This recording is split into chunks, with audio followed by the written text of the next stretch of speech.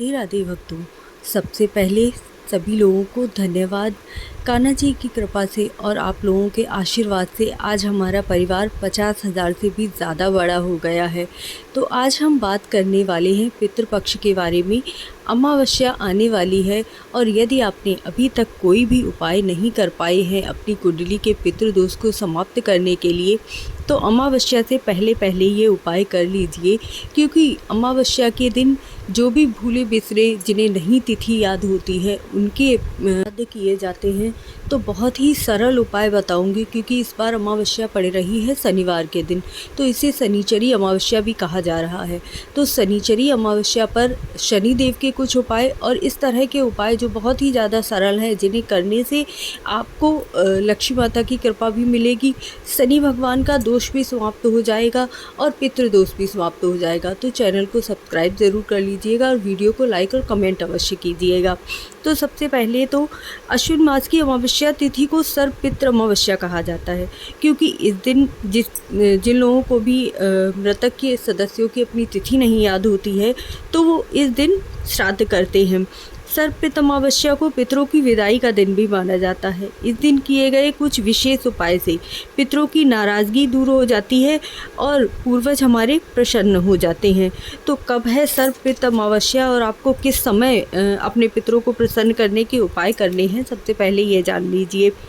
तो पितृ अमावस्या पड़ रही है 13 अक्टूबर को रात के 9:50 से शुरू हो जाएगी और 14 अक्टूबर को रात 11:24 तक रहने वाली है। अतः उदया तिथि के अनुसार 14 अक्टूबर को सर्वपितृ अमावस्या मनाई जाएगी। 14 अक्टूबर को ही आखिरी सूर्य ग्रहण भी पड़ रहा है, इसीलिए ग्रहण से संबंधित उपाय भी अवश्य कर लीजिएगा। तो सबसे पहले हम जानते हैं कि आपको उपाय कौन कौन से करने हैं। सबसे पहले हम बात करेंगे बरगद के पेड़ के बारे में। यदि बरगद के पेड़ में थोड़ा सा जल काले तिल डालकर चढ़ाया जाए तो बहुत ही शुभ माना जाता है।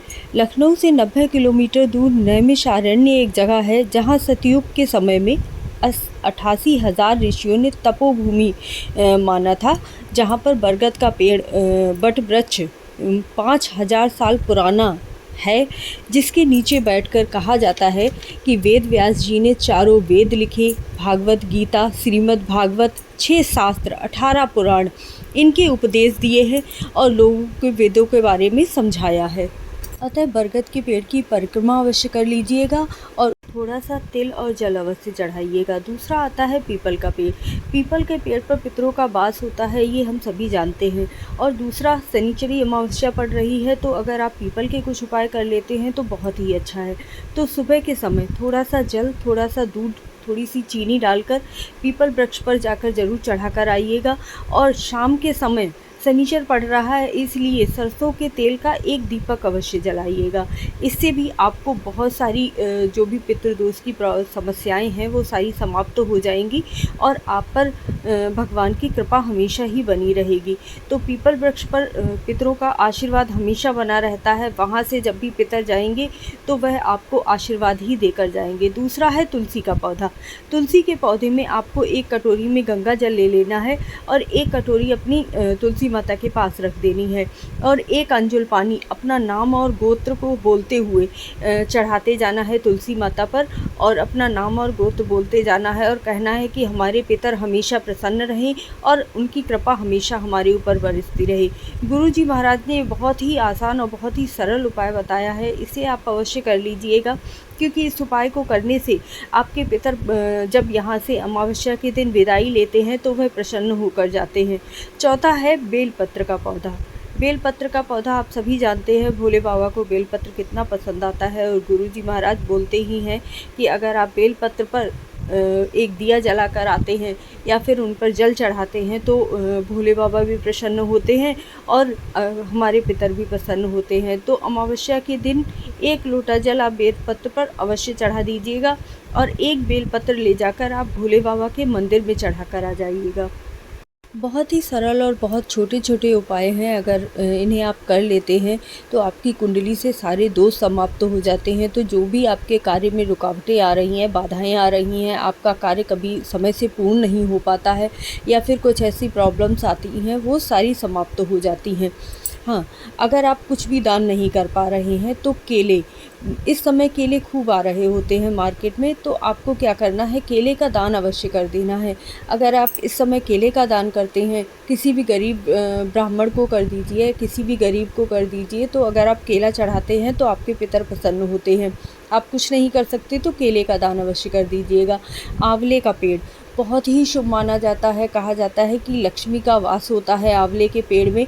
तो यदि आप थोड़ी सी हल्दी और 1 लोटा जल आंवले के पेड़ पर चढ़ाकर आते हैं तो लक्ष्मी माता प्रसन्न होती हैं। आपके घर में धन संबंधी जो भी समस्याएं आ रही होती हैं वो सारी समाप्त हो जाती हैं और लक्ष्मी माता की कृपा आप पर बरसती है। सबसे पहली बात है, अगर आपके पितर प्रसन्न हो जाते हैं तो वो आपको मैंने पिछली वीडियो डाली हुई है जो जोगा और बोगा की कथा है, तो आप खुद ही समझिए कि अगर आपके पितर प्रसन्न हो जाते हैं तो लक्ष्मी माता की कृपा आप पर होने ही लगती है। लक्ष्मी माता आपके घर में टिकने लगती हैं और रुका हुआ धन भी आपके घर में वापस आने लगता है। तो इसी तरह से आप छोटे छोटे उपाय भी कर लेते हैं तो आपके सारे कार्य सिद्ध होने लगते हैं। हाँ, अगर हो सके तो एक अशोक का पेड़ ज़रूर लगाइएगा, कहीं भी लगा सकते हैं, बहुत ही अच्छा और शुभ माना जाता है। अब एक छोटा सा उपाय जाते जाते और आपको बताती जा रही हूँ। अमावस्या के दिन आप एक कटोरी में थोड़े से चावल लेकर और उसमें थोड़ा सा कपूर लेकर आपको अपने दरवाजे पर रखकर जलाना है और दूसरे दिन उन चावलों को पीपल वृक्ष के पेड़ के नीचे डालकर आ जाइएगा। गुरुजी महाराज का बताया हुआ सबसे कारगर उपाय है। अमावस्या के दिन जाते जाते पितर आपको आशीर्वाद देकर ही जाएंगे और आपका अगली साल बहुत ही खुशियों से भरा हुआ होने वाला है।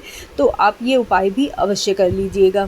सबसे अंत में 1 लोटा जल भरकर अपने पूरे घर में घुमाकर उस जल को और शिवलिंग पर ज़रूर चढ़ा कर आइएगा, क्योंकि जो भी जलाधारी से जल निकलता है वो हमारे पितरों को तृप्त कर देता है और आप पर पितरों की कृपा बरसती है।